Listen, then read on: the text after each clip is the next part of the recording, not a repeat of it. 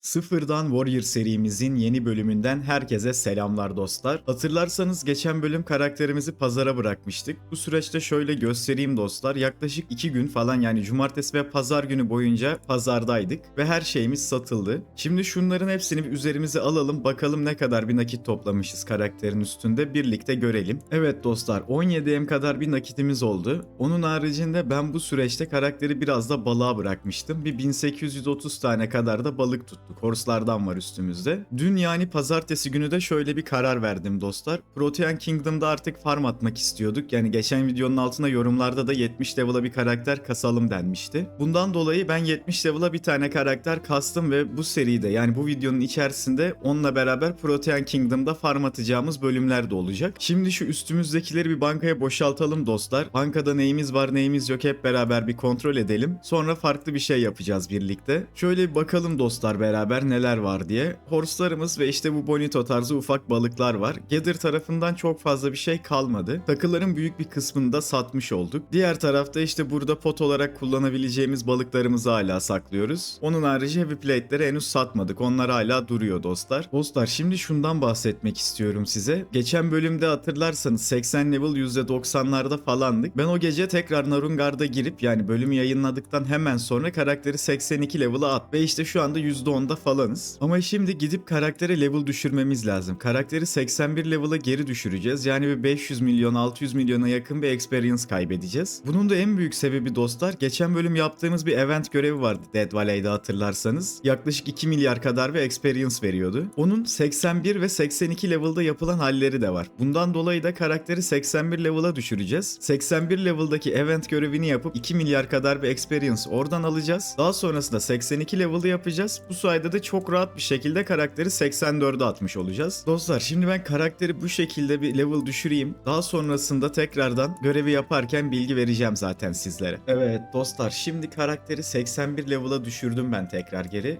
Şuradan size görevi de göstereyim. Yine duo üstünden alıyoruz bunu. Şu altta Undead King görevi var dostlar. Gördünüz mü? 40 tane kesmemizi istiyor. 10 tane de Lunaskar kestiğimizde 2 milyar bir experience verecek bize. Ben şimdi bu görevi üzerime alıyorum. Şurada hatırlarsanız günlük görevlerim de vardı Dead Valley'deki Undead King kesmemi isteyen. İkisini birlikte bir yapmayı deneyeyim dostlar. Sonra bilgi vereceğim size tekrar. Bu arada dostlar şöyle bir şeyden de bahsetmek istiyorum sizlere. Hatırlarsanız geçen bölümde duyurusunu yapmıştık. Kick platformunda artık canlı yayın açmayı düşünüyorum. O kanalın linkini açıklamalar kısmında ben yine veriyor olacağım dostlar. Bu açtığımız kanal da işte Kick'teki kanal 100 aboneye ulaştığında sizlerle beraber bir gün belirleriz. İşte atıyorum haftada bir gün veya haftada 2 gün şu saatlerde gideriz, orada canlı yayın açarız. Hem beraber bir sohbet muhabbet ederiz. Onun da duyurusunu tekrar yapmak istedim dostlar. Kick kanalımız 100 aboneye ulaştığında canlı yayın yapmaya başlayacağız yani dostlar. Sizlerin de bilgisi olsun. Ben şimdi slota geldim. Şu görevleri bir aradan çıkarayım. Tekrar bilgi vereceğim dostlar sizlere. Evet dostlar, şimdi görevimizi bitirdik ama ben teslim ettim. Şuradan göstereyim size. 2 milyar kadar bir demin yaptığımız o görevden geldi. 132 milyon kadar da günlük Death Valley görevinden geldi. Sentetik ve The Mohican isimli dostlarıma da buradan selamlarımı söylüyorum. Var olun dostlar, çok sağ olun. Şimdi şöyle bir şey yapacağım dostlar. Ben diğer görevi aldım. Bu da yine aynı şekilde 2 milyar kadar bir experience veriyor. 40 tane Deathlord, 10 tane de Lunaskar kesmemizi istiyor bunda da. Şimdi biz neden 81 level'a düştük dostlar? Onu da göstereyim. Hatırlarsanız %10 kadar falan da experience'ımız, yani 500 milyon kadar bir ex vardı üstümüzde 82 level'dayken. Onu düştük 81'e, bakın şimdi tekrardan 2 milyara geldik. Zaten 5,5 milyar experience istiyor. Bu Deadlord görevini de yaptığımda sadece 4 milyarını bu iki görevle almış oluyoruz zaten. Bu şekilde de hızlıca 84'e getireceğiz karakteri. Şimdi ben tekrar bir Deadlord slotuna gideyim dostlar. Şu görevi de bir aradan çıkarayım. Teslim ederken yine bilgi vereceğim size zaten. Bu bölümde 70 level karakterimizi de kastık. Olabildiğince Protean Kingdom'da da farm atmak istiyorum. Zaten elimizde Brutal ve Swiftblade varken Protean Kingdom'da bildiğiniz gibi bir mana masrafımız olmuyor. Bu da bizim için bayağı tatlı olacak. Dün uğraştım onunla da, yani bu Ogre Beast görevini yapa yapa hızlı bir şekilde 70 level yaptım zaten. Çok uzun sürmedi. O karakterin level kasma aşamalarını da tekrar izletmek istemedim size. Bu Ogre slotunda zaten hatırlarsanız daha 2-3 bölüm önce biz de Ogre slotundaydık. Onun zaten videosunu çektik. Şimdi ilk başta bu gece Narungard etkinliği gelene kadar şu günlük görevlerimizi bitirelim. İşte event görevimizi yapalım. Daha sonrasında zaten akşam Narungard'a sokacağım karakteri. Ondan sonra da bakarız. Ya muhtemelen farm atmaya gideriz ya işte biraz gather yaparız. Ona göre bilgi vereceğim zaten ben sizlere de dostlar. Tekrardan selamlar dostlar. Şimdi bayağı bir süredir bu Deadlord görevini yapmaya uğraşıyordum. Ancak bitirebildik. Şöyle göstereyim, bir 2 milyar kadar bir experience aldık. Ben bu görevi yapmaya ayın 17'sinde yani dün başladım dostlar. Bugün ayın 18'i ancak teslim edebildik görevi. Slotlar bayağı bir kalabalıktı. O yüzden şöyle göstereyim hatta size. Yani slota gidemeden ölüyordum dostlar. Şu town'ın dışına çıkarken şu bölgelerde işte veya işte birkaç adım daha attığımda falan kesilip town'a geri düşüyordum. Diğer taraftaki slota gitmeyi de denedim. Onda da yine durum aynı şekildeydi. Bayağı bir zamanımızı aldı yani bu Deadlord görevi. Şimdi dostlar şöyle bakalım. Karakter zaten %90'a kadar falan geldi. Bugün Narungard etkinliğiyle beraber biz karakteri 84 level'a atarız. Bundan sonra da aynı şekilde devam etmeyi düşünüyorum dostlar. Narungard'dan sonra tekrar level düşeceğim. 83 ve 84 level'ın event görevlerini yapacağız. Zaten artık çok da bir süremiz de kalmadı. 1+1 etkinliği ve Narungard'da bitiyor. Bugün artık ayın 18'i. Yanlış hatırlamıyorsam 20'sinde bitiyor olması lazım. Öyle ya da böyle biz 85 level'a bayağı bir yaklaştık zaten dostlar. Şimdi şöyle bir şey yapmayı düşünüyorum. Ben bu Narungard etkinliği gelene kadar bir Dorion'a geçeceğim. Orada biraz bir gather yapacağım dostlar. Zaten bu Deadlord görevini bitirmeye çalışırken de şöyle göstereyim size. 2 tane CSV'ye girdim. Onların ikisini kazandık. Biraz da ara ara darlandığımda şöyle Dorion'da ufak bir gather yaptım. İşte balığa falan bırakmıştım karakteri. Çünkü bayağı bir kalabalıktı dostlar. Yani town'dan dışarı çıkamıyordum. Bayağı bildiğiniz NPT olduk yani Deadlord görevi yapacağız diye. Slot da uzun zaten bildiğiniz gibi. Gitmek de bayağı bir zaman alıyordu. Anca bitirebildik. Şimdi dediğim gibi dostlar ben bir gideyim Dorion'da böyle Narungard etkinliği gelene kadar biraz bir gather yapayım. Daha sonrasında yani Narungard'ın çıkışında tekrar bilgi vereceğim zaten sizlere. Dostlar şimdi Narungard etkinliğinden çıktık. Tam geçenlerde tahmin ettiğimiz gibi karakteri 84 level yapmış olduk bu etkinlikle beraber. %3 kadar falan da bir experience arttı. Ama demin de demiştim yani bu 83 level event görevi için karaktere level düşüreceğim. Şimdi Liverpool Galatasaray maçı var dostlar. Onu izlerken ben Dorion'da biraz daha böyle gather yaparak devam etmek istiyorum. Maç bittikten sonra karakteri 83 level'a düşürürüz. Hem 83 level hem de 84 level event görevlerini de yaparız. Artık 85 level'a bayağı bir yaklaştırırız karakteri. Bu level kasma işi de tahmin ettiğimden çok daha fazla uzun sürdü dostlar. Bayağı bir zaman kaybettirdi bize. Yani bayağıdır böyle rahat rahat ne gather yapabiliyoruz ne farm atabiliyoruz. Event bitmeden de olabildiğince level koymak istediğim için daha çok experience tarafına yönelmiş oldum bu süreçte. Bu arada oyun içerisinden desteklerini ileten dostlarıma da buradan çok teşekkürlerimi sunuyorum. Cansınız dostlar, çok sağ olun. Dostlar şimdi maç bitene kadar ben burada Dorion'da gather yapmaya bu şekilde devam edeceğim. Maç bittikten sonra dediğim gibi tekrar görevlerimizi yapıp karakteri 85 level'a atmaya çalışırız. Zaten etkinliğin bitmesine az bir süre kaldı ama biz 84 level'ız. Önümüzde kapı gibi 2 tane 83 ve 84 level event görevlerimiz var. Rahatlıkla karakteri 85 level'a getireceğiz bu saatten sonra. Şimdi bu kısımları daha fazla uzatıp sizi de sıkmayayım dostlar. Ben şu gather'ı bitireyim, maçı izleyeyim. Daha sonrasında tekrar bilgi vereceğim sizlere. Ve sonunda bütün event görevlerimizi bitirmiş olduk dostlar. Şimdi şu Bael tarafını da bir teslim edelim. Archdemon tarafına ne oldu derseniz eğer hatırlarsanız ki ben o görevi Perşembe günü yapmaya çalışıyordum. Perşembe günü de yapamadım dostlar. Slotlar ve Dead Valley aşırı kalabalıktı. Cuma günü de bayram dolayısıyla zaten hiç kayıt alamadım. İşte bilirsiniz işte bayram gezmeleri falan derken hiç vaktim olmadı. Bu arada buradan da hepinizin bayramını kutluyorum dostlar. İyi bayramlarınız olsun. Daha sonrasında yani bugün cumartesi günü hem Archdemon hem de Bael görevlerini tamamlamış olduk. Artık herhangi bir event görevimiz kalmadı. Şöyle X tarafını da size bir göstereyim. 4 milyara kadar getirdik. Az bir experience'ımız kaldı artık 85 yapabilmek için karakteri. Bu süreçte de şöyle bir şey oldu dostlar. Bu 85'e kasma işi bizim çok fazla vaktimizi aldı. Yani sadece şu Bael görevini yapmak için bile nereden baksanız 2 saat uğraştım. Daha öncesinde zaten Archdemon neredeyse 3 saatimi falan almıştı. Yani karakterde neredeyse NP kalmadı. Yakında Dead Valley'e bile çıkamayacak hale geleceğiz. Öyle ya da böyle bizim bu çok zamanımızı alan event görevlerini bitirdik dostlar. Bundan sonraki süreçte ne yapacağız? Tekrar bu Narungard etkinliklerine girerek artık oradan aldığımız experience'larla bu Dead Valley'deki günlük görevleri falan yaparak karakteri 85 level yapmaya çalışacağız dostlar. Bugün 2 tane event görevi bitirmiş olduk bu şekilde. Hem Archdemon'u yaptık hem Bael tarafını yaptık ve bu beni bayağı bir yordu.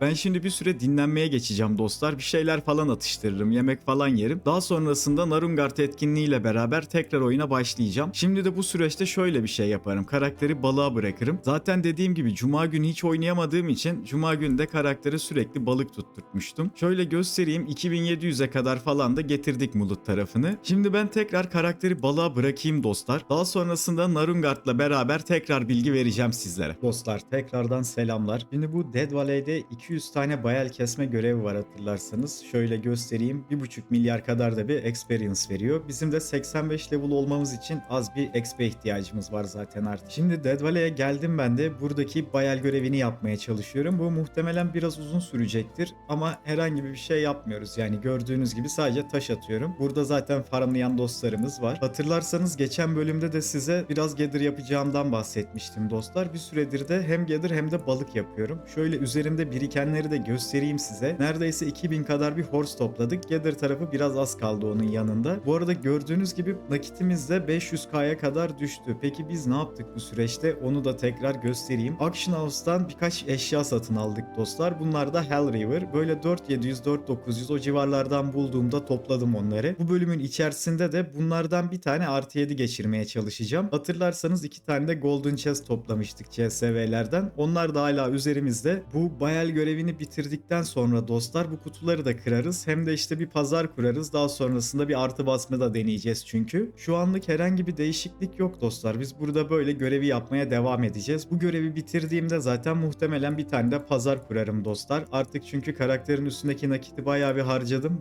Biraz nakde ihtiyacımız var artı basmak için. Bayram boyunca da dostlar pek fazla bir kayıt alamadım. Zaten bölümde gecikmiş oldu. Yani nereden baksanız geçen bölümü yayınlayalı herhalde 10 günü falan geçmiştir. 85 level'a kasma tarafında bayağı bir zaman harcadık. Çünkü Dead Valley falan aşırı kalabalıktı dostlar. Görevleri yapmamız çok uzun sürdü. Sadece görevleri yapmaya çalışırken de sürekli işte böyle slota koşmayı, denemeyi falan kayıt alıp bunu da video haline getirip size sunamam. Ondan dolayı video gecikmiş oldu. Ama artık 85 level'a neredeyse getirdik. Yani karakteri 85 level'a attıktan sonrası çok daha rahat olacak zaten bizim için. Bu süreçte Elite Premium'umuzun bayağı bir az bir süresi kaldı. Yani karakterin üstüne şu an sadece tek parça bir göğüslük koyduk. Ama olsun yani tekrardan biz bir şekilde Elite Premium parasını çıkartırız. Karakteri geliştirmeye aynı hızla devam edeceğiz dostlar. Şimdi dediğim gibi şu bayel görevini bir bitireyim ben. Daha sonrasında zaten neler yapacağımla ilgili tekrar bilgi veriyor olacağım sizlere. Dostlar şimdi bayel görevini bitirdik. Gördüğünüz gibi neredeyse 1,5 milyara yakın bir experience da buradan almış olduk. Karakter de böylelikle %87'ye kadar geldi. Yani bugünkü Narungard etkinliğinden çıktıktan sonra muhtemelen çok az bir experience eksiğimiz kalacak 85 level olabilmek için. Bunda da şöyle bir şey yapmayı düşünüyorum dostlar. Şimdi bir Polyarmet tarafına bakacağım. Muhtemelen şu görevi bitirirsek veya işte bir Undead King yapabilirsek sadece Narungard'a katılmak yeterli olacak bizim için. Ve bu 85'e kasma tarafını da artık bitirmiş olacağız böylelikle. Yani dediğim gibi bu Ramazan etkinlikleri boyunca oyunun getirmiş olduğu etkinlikler 85 level'a kasma işini bayağı bir kolay hale getirdi. Hatta şöyle bir durum da vardı. Mesela işte 76 level'a kadar Ogre'de kastıktan sonra ben karakteri hiç Raw Party'ye bırakmadım. Eğer gidip de işte böyle dediğim gibi Graveyard'larda falan biraz da böyle karaktere XP'ye bıraksaydım eğer çok daha hızlı bir şekilde 85 yapıp hatta Rabbit bile kasabilirdik karaktere. Ama Rabbit kasma tarafına şundan dolayı acele etmiyorum dostlar. Çünkü zaten karakterin şu an Rabbit basmak için yeterli ekonomisi yok. Yani biz karakteri 85 %100 de yapsak onun maliyetini karşılayabilecek durumda değiliz şu an için. Yani böyle yavaş yavaş işte 85'e getirdik. Şimdi bir süre artık bundan sonra karakterin iç itemleriyle uğraşacağımız bir sürece geçeceğiz. Zaten bildiğiniz gibi her boşlukta karakteri balığa da bıraktığım için oradan da ufak da olsa bir yan gelir elde etmiş oluyoruz. Şöyle life skill tarafında bir göstereyim size dostlar. Woodcutting bu dönemde 5 level oldu. Mining'i hala 3 level'da. Fishing neredeyse 20 level olacak. Yani bir sonraki oltayı da almaya bayağı bir yaklaşmış olacağız bu durumda. Harvesting de 12 level olarak duruyor dostlar. Yavaş yavaş bunları da arttırmayı düşünüyorum artık. Şimdi dediğim gibi Polyarmet tarafında ben biraz da şu görevi yapmaya çalışayım dostlar. Eğer yapabilirsem bilgi veririm zaten sizlere. Hadi geçelim bakalım. Bizim Polyarmet görevi Inferno Temple'la aynı süreye denk geldi dostlar. O yüzden herhangi bir slot bulamadım. Şimdi şöyle yapalım. Topladığımız eşyaları beraber bir bankaya bırakalım. Bankada ne var ne yok onu bir görelim istedim. Zaten demin de göstermiştim size. Hatırlarsanız şimdi AH tarafında 3 tane Hell River var. Bunları arta basmak için aldım dostlar. 2 tane de Golden Chest'imiz vardı. Bunları üstümüze alıp bir bankamıza yerleştirelim. Şunlar şöyle kenarda dursun dostlar. Golden Chest'leri de muhtemelen kırmayı düşünüyorum. Yani satmakla uğraşmam gibi geliyor. Ona da bu bölüm içinde karar vereceğim dostlar. Bankamızın son hali de bu şekilde dostlar. Az çok yine satacak bir şeyler topladık. Gerçi ağırlıklı olarak horse tarafına yöneldik. Balıkçılığı biraz fazla yaptık bu dönemde. Pazarı kurmadan önce de Gather'la yine biraz daha destekleriz. Hatta belki biraz daha hızlı nakit olması için yumurta farmı bile atabilirim bu bölüm. Çünkü bildiğiniz gibi bayağı bir nakit ihtiyacımız var şu an. Dostlar ben şimdi biraz daha böyle bekleyeceğim bakalım şu Inferno bir bitsin. bitsin. Dead Valley'de slotlar bir yerli yerine otursun. Daha sonrasında şu günlük görevleri bitirmek istiyorum Narumgard etkinliğine kadar. 85 level olmaya çalışırken çünkü çok fazla zaman kaybettik. Bu Dead Valley'deki görevleri yapması bayağı bir uzun sürüyor. Bunun da en büyük sebebi hem slota gitmek zor.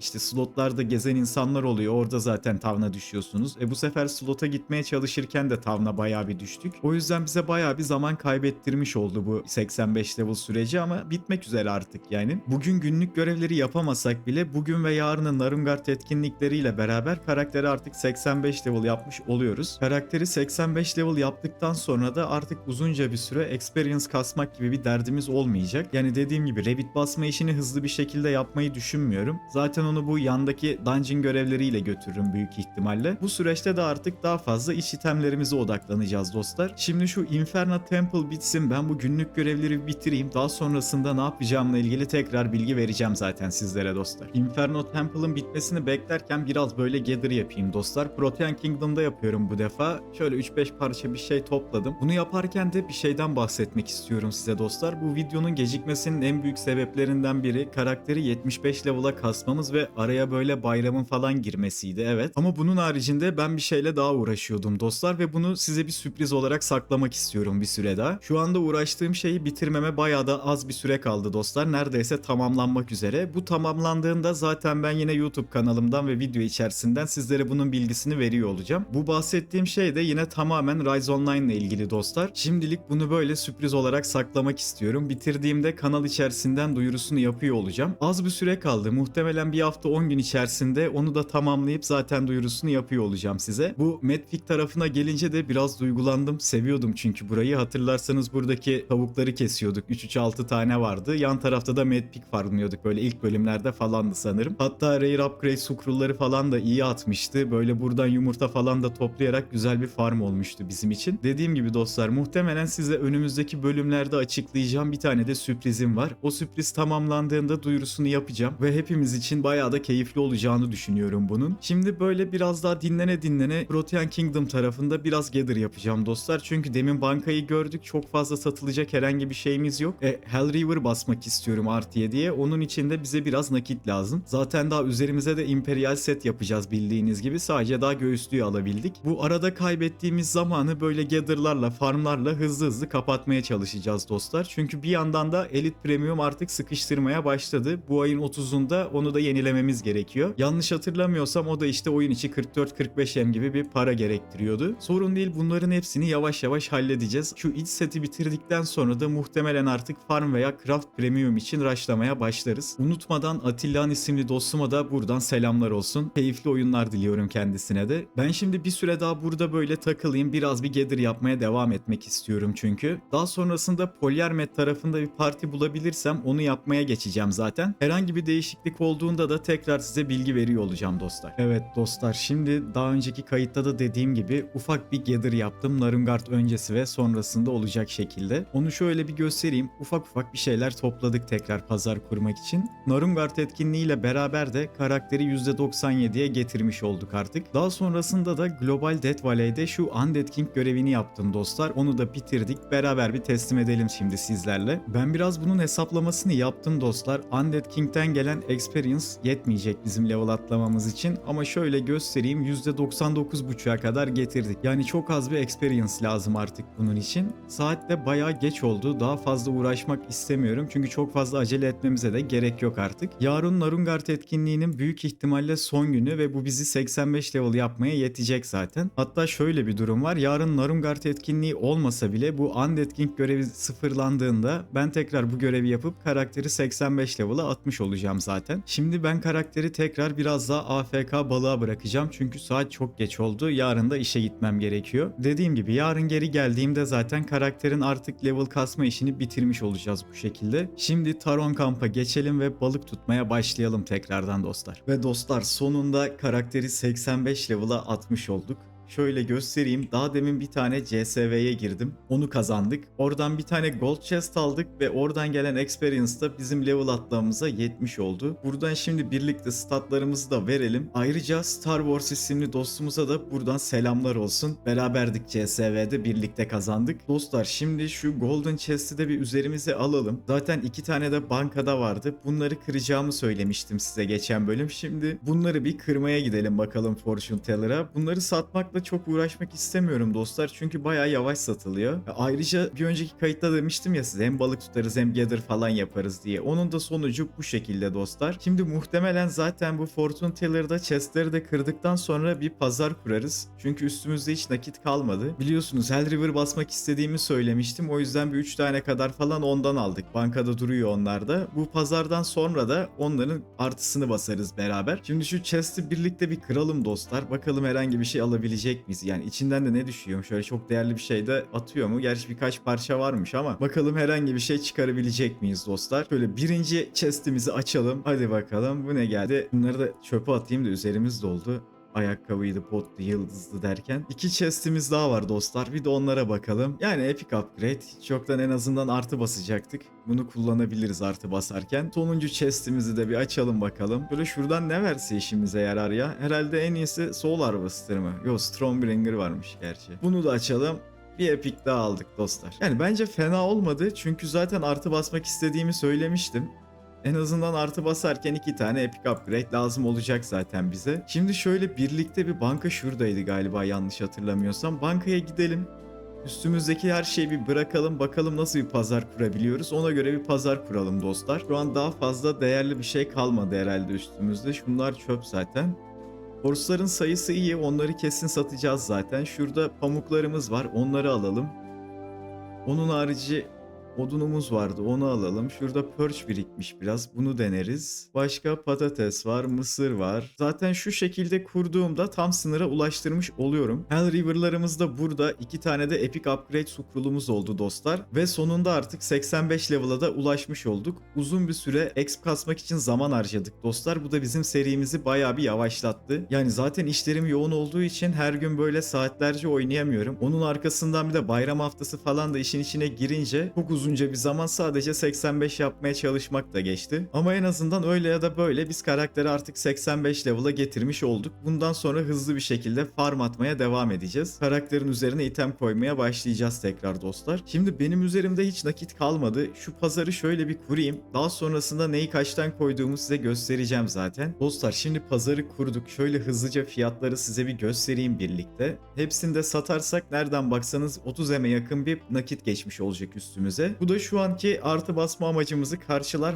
Hatta artı basmak yerine belki donluğu da alabilirdik ama şu an elimdekilerden çok da memnun değilim artık dostlar. Yani şöyle bir alternatif deneyeceğim. En azından bir tane Hell River'ımız artı 7 de olsa olması lazım ki bu CSV'lere falan giriyoruz ve orada bunlarla çok bir iş yapamıyoruz. Yani artı 7 Hell River olsa da çok bir iş yapamayacağız zaten ama yine Brutal ve Swift ikilisinden iyidir. Bunlar biraz daha böyle farm tarafında bizim işimizi görüyordu. Şimdi dediğim gibi dostlar bir süre ben bunları satmaya çalışacağım. Ara ara fiyatları da kontrol ederim ama her zaman yaptığım gibi en son bu AH tarafından hangisini kaçtan satmışım orada gösteririm size. Her fiyat güncellediğimde tekrar kayda girmeyeceğim çünkü. Şimdi şu pazarımızdakileri bir satalım dostlar. Nakit parayı bir üstümüze alalım. Ona göre ne yapacağımıza yine birlikte bir karar verelim. Hadi geçelim bakalım. Evet dostlar şimdi bayağı bir eşyamız satıldı. Şöyle birlikte gösterelim. Yani şurada satılmayan birkaç parça bir şey kaldı. Onun haricinde diğer her şeyi satmışız. O yüzden daha fazla beklemeyeceğim dostlar. Şöyle her şeyi üstümüze bir alalım. Bakalım ne kadar bir nakitimiz olmuş. Yani nereden baksanız 26 M kadar bir nakitimiz var. Şöyle bunları bankaya tekrar bir kaldıralım beraber. Ben şimdi şunların artı basma işini aradan çıkartmak istiyorum dostlar. 25 M muhtemelen yeterli olacaktır zaten. Bir deneyelim bakalım bir tane artı 7 çıkarabilecek miyiz? Zaten bunları basarken de yine şöyle yapacağım. Birkaç tane wooden rod da almak istiyorum yine yakmalık olarak kullanmak için. Şuradan hemen bakalım. Hatta şöyleydi sanırım. Wooden Rod. Aynen. Ne kadarmış? 800K'dan var dostlar. Bunlardan birkaç tane alacağım ben şimdi üstüme şöyle. Yani direkt basmak istemiyorum. Bunun çok fazla hurafe olduğunu düşünüyorum aslında yakmalık gönderme işinin ama böyle en azından biraz daha içim rahat ediyor. Ne bileyim böyle alışmışız yani. Böyle devam ediyorum o yüzden. Şimdi kaç tane oldu? Burası 4. 2'şerli alayım ben yine. En azından 2 ona 2 ona diye kullanırız. Şunları da bir üstümüze alalım dostlar. dostlar. Şimdi şöyle bir şey yapmak istiyorum. Bunları ilk başta şu dandik upgrade scroll var ya, onunla bir artı 2'ye gönderelim. Herhalde orada da yakmayız. Sadece bir upgrade yapacağız bunlarla. Şunları hızlıca bir atalım dostlar şöyle. Upgrade yaparken herhangi bir şekilde kat atmak istemiyorum. O yüzden uzun uzun izleteceğim bu tarafı dostlar. Kimsenin aklında herhangi bir şey kalmasın diye. Şimdi bunları artı 2 yaptık dostlar. Gidelim Epic upgrade'lerimizi alalım. Zaten onların da piyasası bu ara bayağı düştü. 750K'lara falan gelecek neredeyse böyle giderse. Şimdilik herhalde kaç tane işimizi görür bizim? Bir 4 tane alayım dostlar. Ha, buradan alamadık ama şuradaki dörtlüyü almayı deneyelim bakalım. Bunu alabildik. Başları şöyle no animation atacağım dostlar. Artı 3'ten sonrasında artık yavaş yavaş bakarız. Bunu da gönderdim. Yani Hell River basarsak en azından böyle biraz daha elimizde AP'si biraz daha yüksek bir eşya yapmış oluruz. Ondan dolayı bir tane geçirmek istiyorum aslında. Artı 4'e yakarsak biraz üzülürüm. Ne yalan söyleyeyim. Çünkü zaten çok fazla da bir nakit kalmadı üstümüzde. En azından buradan bir tane artı 7 geçirirsek hadi donluğu da almadık ama şu kadar paramız kaldı deriz. Şunu da tekrar bir artı 4'e gönderelim. Dediğim başıma geldi. İlkini artı 4'e yakmış olduk dostlar. Bakalım en azından ikinciyi yakmamış olursa yine daha tatlı olur bizim için. Gönderdim bunu da bakalım. Tamam, en azından hiç yoktan 2 tane artı 4'ümüz var şu an. Bolca da bir yakmalık oldu üstümüzde. 2 epic upgrade daha alalım bakalım. Hatta şunları da basmak için commonlardan da alayım. Bundan 6 tane almıştık yanlış hatırlamıyorsam. Dostlar şimdi şu şekilde yapmayı düşünüyorum. 2 tane yakıp bir tanesini basacağım. Sonra bir 2 yakıp diğerini de artı 5'e basacağım. Böyle böyle götürmeye çalışacağım. Budun rodu da artı 9 yapmayız muhtemelen. Tamam, birincisini yaktık. İkincisini yakalım bakalım. Bugün hatta pazar kurduğumda ben şöyle bir şey denedim dostlar. Brutal'la Swiftblade'i de pazara koydum. Eğer bu Hell River'lardan bir tanesini artı 7 yapabilirsek Brutal'ları satmayı deneyeceğim. Çünkü bunları satarsam işte set parçalarını almamız biraz daha kolaylaşır. Zaten şu anda da işte farm yapmaya gittiğimizde, Hadar tarafına veya Death Valley'e gittiğimizde bunlar artık bizi çok fazla kurtarmıyor bildiğiniz gibi. Biraz daha beklemek istiyorum. Yani artı 4'e zaten bir tane yaktık. Artı 5'e de yakmazsak gayet iyi olur bizim için. Şimdi gönderiyorum. Bakalım bunu geçirebileceğiz mi? İyi iyi, ilkini geçirdik dostlar. Hemen Wooden Rod'larımızı tekrar yakalım. Bu arada daha önce Wooden Rod artı 9 ben hiç görmedim oyunda. Siz gördünüz mü? Hani basan oldu mu emin değilim. Yanlışlıkla da olsa geçiren illaki olmuştur eğer artı 9'u açıksa. Açık mı onu da tam bilmiyorum ama. Bunu da gönderelim. İkinciyi de yaktık dostlar. Şöyle yine aynı slotta basacağım. Aslında biraz para toplayıp böyle Vorsaç da alabilirdim ama aynı anda hem seti yapmaya çalışıp hem de işte elimize bir şeyler takmaya çalışıyoruz ya, böyle ufak bir tane deneme olsun istedim. En azından hiç yoktan hem böyle ara ara gelen bu upgrade istek törpüsünü de törpülemiş oluyoruz yavaş yavaş. Eğer geçirirsek de zaten çok da tatlı olur bizim için. Şöyle artık bunu da gönderelim, daha fazla bekletmeyelim. Dostlar ikisini artı 5 yaptık. Şimdi ben tekrardan, hatta bunun 2 tanesi var. Bir 2 Wooden Rod daha alalım. 2 tane de Epic Upgrade Scroll alalım. Ben böyle sürekli aynı taktikle basıyorum dostlar. Yakmalık göndermeden basınca içim rahat etmiyor. Yani o bende alışkanlık olmuş. Ondan kaynaklı da hurafe olduğunu bilsem bile böyle buna para harcıyorum. Yapacak bir şey yok. Eskiden kalma alışkanlığımız diyelim, yani ne yapalım.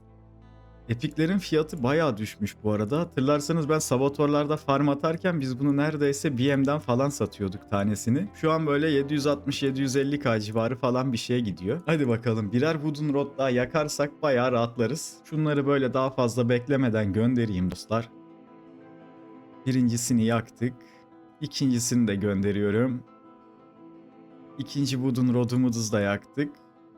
Hatta acaba 3-3 mü yapsak ya? Şunu gideyim ben bir tane daha alayım. Bunu böyle geldi bakayım. İçime doğdu bir anda. Bir tane daha yakasım geldi. 3-3 yakalım bakalım. Belki şansa yakmadan artı 6 yapmış oluruz bu sayede. Şunu da göndereceğim ben dostlar. Bu da aradan çıksın. Şimdi asıl geldik bizim yere. Şimdi bunu artı 6 yapabilirsek bayağı tatlı olacak. Biraz daha beklemek istiyorum. Öyle hemen göndermeyeceğim çünkü değil de artı 7'ye basabilirsek gerçekten kıymetli olacak bizim için. Elimden geldiğince de böyle hissederek basmak istiyorum ondan dolayı dostlar. Şimdi bunu da biraz daha bekleyip gönderiyorum. Hatta şöyle daha fazla da bekletmeden bir tanesini gönderelim bakalım dostlar. Birinciyi yaktık. Arkasına hemen bir Wooden Staff daha gönderip diğer Hellreaver'ımızı göndereceğim. Çünkü zaten bayağı bir şey yaktık ondan önce. Evet, şimdi geldik bakalım son Hellreaver'a. Eğer bunu basamazsak artı 7'ye yaklaşmamış olacağız. En azından hani artı 6 yapıp böyle artı 7'de yaksaydık bir tık daha tatmin olmuş olurdum. Öyle söyleyeyim. Basamasam bile en azından biraz daha bu Anvil'de zaman geçirdiğim için tatmin etmiş olurdu ama şu an sanki bizi buradan üzgün ayıracak gibi duruyor. Çok az daha bekleyip göndereceğim dostlar. Hatta şimdi gönderelim bakalım. İkisini de yaktık. Maalesef buradan bu sefer artı 7 çıkaramadık. Hatırlarsanız geçen sefer Brutal ve Swiftblade'i aynı anda artı 7 yapmıştık. Bu defa öyle olmadı dostlar. Elimizde bir 12M kadar bir nakitimiz kaldı. Bankamızda şu şekilde dostlar. Satamadıklarımı işte tekrar bankaya kaldırdım. Bu Rock Heavy Plate'ler zaten hala duruyor. Onlara asla bir yer yapamadım. Dostlar hatta şimdi şöyle bir şey yapacağım. Bu 12M'le zaten herhangi bir şey yapamayacağım için bir tane daha Hellreaver aldım. Bunu da bir denemek istiyorum. Bunu da gittiği yere kadar götürmeye çalışacağım bakalım. Belki şansa bu sefer de tekten göndeririz. Arkasına yakmalık atmalık pek bir durumumuz yok. Tak tak basa basa gideceğiz o yüzden. Şimdi kaç tane artı 1 yaptık zaten. Şöyle gidelim birkaç tane Epic Upgrade Scroll daha alalım üstümüze. Bir 3 tane alayım. Bakalım tekten götürebilecek miyiz bunu da. Bunu da attım. Kaç yaptı? Artı 3. Şöyle şurada animasyonlu bir şekilde dostlar bunu artı 4'e gönderelim. Şöyle bunu da attım dostlar. Artı 4'e yaktı bu sefer de. Aman aman hocam. Ben bir tane daha denemek istiyorum galiba. Böyle ufak ufak da üstümüzdeki nakiti komple bitirmiş olduk. Hatta bunu basmaya paramız yetmeyebilir bile. Yani şu an çok hesaplamadan aldım ama arka arkaya patlatınca bir tık triggerlandım aslında. Şöyle hızlıca bir daha bir gönderelim. Bunu geçirdi zaten. Kaç şu an? Artı 3. Hemen bir epic upgrade daha alıyoruz. 3 tane alalım ya. Biz bunu basarız da. Şöyle bir şey yapacağım dostlar. Bu Dorion 7 bu sefer bizi güldürmedi. Gidelim şöyle nerede deneyelim biliyor musunuz? Dorion 5'e geçelim orada deneyelim bir de bakalım. Şöyle ufak bir Dorion değişikliği yaptım. Şimdi burada tekrar bir deneyeceğim şansımı. Deminkini artı 4'e yakmıştı değil mi? Böyle artı 4 bile yapamadan patlatmıştık herhalde. Bakalım bu seferkinde artı basabilecek miyiz? Bayağı da bir para harcadım aslında bu duruma. Çok da yapmak istemediğim bir şeydi ama geçen sefer Anvil'i biz ağlatmıştık. Bu sefer de o bizi ağlatacak bu gidişle. Biraz daha bekleyip gönderiyorum dostlar. Bu sefer artı 4 yapabildik. Şimdi tekrar bir artı 5 deneyelim. Eğer basamazsak da zaten şu an için elimizdeki silahlarımız falan hazır dostlar. En az donluk parasını hani buraya harcamış olduk. Çok da büyük bir problem olmayacak bizim için. Böyle bunu tekrar gönderiyorum. Bu sefer de artı 6'ya doğru mu yakacağız acaba? Yani tekten artı 7 de olabilir. Demin yaktığımız ilk 3 taneden hiç artı 6 çıkaramamıştık yanlış hatırlamıyorsam. Bakalım bunu artı 6 yapabilecek miyiz? Böyle biraz daha bekleyeceğim dostlar. Arkasından ben bunu göndereceğim. Artı 5'i zaten çok bir işimize yaramaz. Bayağı da bir para harcadık. Bundan sonra durmak çok da mantıklı olmaz gerçekten. Biraz daha bekleyelim. Şimdi gönderiyorum dostlar bakalım. Bunu da yaktık. Anvil bizden intikamını almış oldu dostlar. Üstümüzde 500k kadar bir nakit kaldı. Şu common upgrade'leri de ben bankaya kaldırayım. İleride tekrar bir upgrade yapmaya çalıştığımızda onları illaki kullanırız zaten. Şöyle şunları kenara kaldıralım dostlar. Şimdi bütün parayı harcadık. Ne yapacağız o yüzden? Gideceğiz biraz daha gather yapacağız. Ama bu bölümün de kapanışını böylelikle yapmış olalım dostlar. Anvil geçen bölümlerde bize verdiği Brutal'la Swiftblade'in acısını bu şekilde çıkartmış oldu bizden. Bu bölüm biraz gecikti. Elimden geldiğince hızlı yetiştirmeye çalıştım. Ama hem bayramda hem de işte bir yandan size hazırladığım planladığım diğer sürprizle uğraşırken bitirmek zor oldu. Bu bölümde şöyle bir şey yapmış olduk dostlar. 27-28'e yakın bir nakit kastık. Bununla gittik Hellriver artı 7 yapmayı denedik. Maalesef başaramadık. Karakteri 85 level'a attık. Bundan sonraki süreçte experience kasmakla ilgili herhangi bir derdimiz olmayacak. Bu bahsettiğim sürprizle alakalı da bitirmesine çok yaklaştım. Bittiği zaman zaten duyurusunu yapıyor olacağım sizlere. Buraya kadar izlediyseniz kanala abone olmayı, videoyu beğenmeyi ve bir yorum bırakmayı unutmayın dostlar. Kendinize iyi bakın. Hoşça kalın.